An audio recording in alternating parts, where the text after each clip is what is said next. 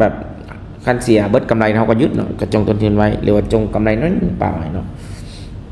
เขาก็ไปเรื่อยๆแบบนี้นะเดี๋ยวเขาเบิ่งท่าทีก่อนเนาะบ่น้อยเลยเนาะทุกคนเขาถึง5 เหรียญนี่ก็ไวมาคูณเป็นเงินกีบก็ได้หลายแล้วนะโอเคเนาะนำขายเบิ่งเนาะลองจักตังนึงก่อนผมคิดว่าน่าจะตัวนี้อาจจะเริ่มแสดงอาการเนาะแต่อาจจะบ่ได้ระบุลง 100% เนาะถ้าคอนเฟิร์มอีกแค่นึงแต่ว่าเบิ่งจากประวัติเก่าตัวนี้เนาะคิดว่าน่าจะไหลแบบสเต็ปเดียวกันแหละเนาะแล้วก็บวกกับสีเนี่ยสโตก RSI นี่เนาะมันสีฟ้ามันหักลงปั้วแบบนี้นี่ว่ากินงามเลยเนาะใครกะมีเวลาก็ลองไปศึกษาเบิ่งเนาะนี่77 เหรียญแล้วเด้ค่อยเป็นค่อยไปเนาะกันที่กับโบนัสเนาะ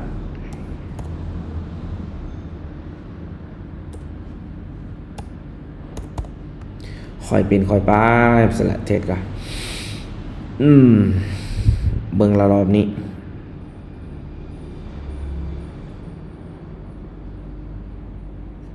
โอเคขายคิดว่าน่าจะลงมาหาหมู่มันที่เคยมานี่เนาะ4204.23เนาะเนี่ยหาหมู่มานี่เนาะเดี๋ยวสิพาดเส้นนี้ให้เบิ่งเด้อเพื่อหลายคนอาจจะบ่เข้าใจเนาะว่า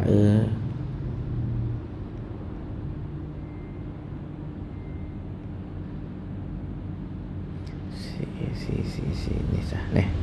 เห็นว่าที่นำเข้าขายนะเพื่ออาจคิดว่าอาจจะลงมาหาตัวนี้เนาะโอ้บ่ลงมาเลยเป็นอย่างเนาะแต่ว่าที่เข้าออเดอร์ขายเมื่อกี้คิดว่ามันสิลงมาประมาณนี้เนาะเส้นสีฟ้าที่จำแม่นเนี่ยเนาะการบอกเป็นอย่างเนาะทุกคนเนาะเฮาค่อยไปมีกำไรแล้วบ่จะเป็นต้องคืนเงินสูง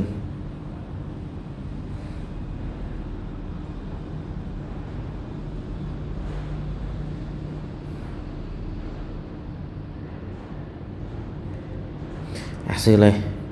น่าจะบลงแล้วแหละคิดว่าน่าจะก่อขึ้นมาตัวนี้แหละ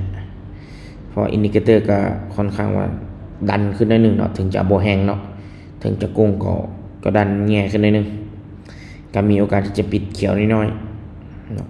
ถ้าว่าช่วงสุดท้ายบ่ยอมดันลงก็โอ้แล้วเลยดันขึ้นปุ๊บหูดลงเลยเนาะ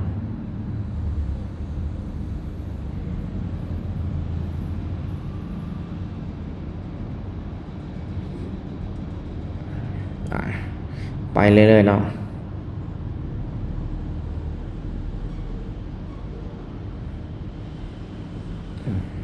นำสิพยายามบุคุณเงินขึ้นสูงเนาะพอมันมีความเสี่ยงเนาะการคุณเงินสูง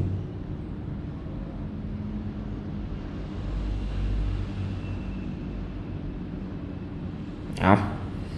จดอีกบันหนึ่งซื้ออีกบันหนึ่ง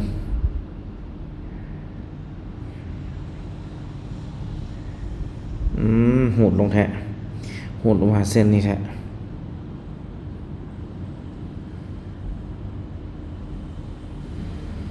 เดี๋ยวเราเบิ่งเนาะ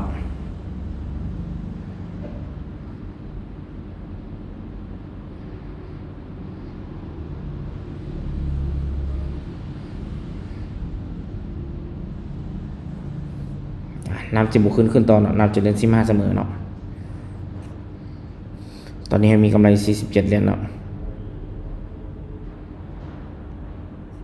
นำจะเดิน15เสมอโอ้ย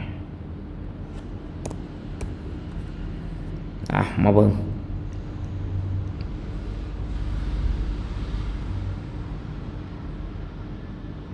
ขายตามสเต็ปเนาะจะขายตามตลาดก่อน10 บุคคลเงินขึ้นสูงเนาะพอการขึ้นเงินขึ้นสูงมันก็มีความเสี่ยงสูงเหมือนกันคิดว่าฐานนี้คือเสียเอาบ่อยู่ดอกนะคิดว่าในการวิเคราะห์เบิ่งจากอินดิเคเตอร์นี่ก็ค่อนข้างว่าขนาดกันลงขนาดนี้เนาะมีโอกาสพี่แหละ4201พี่แหละ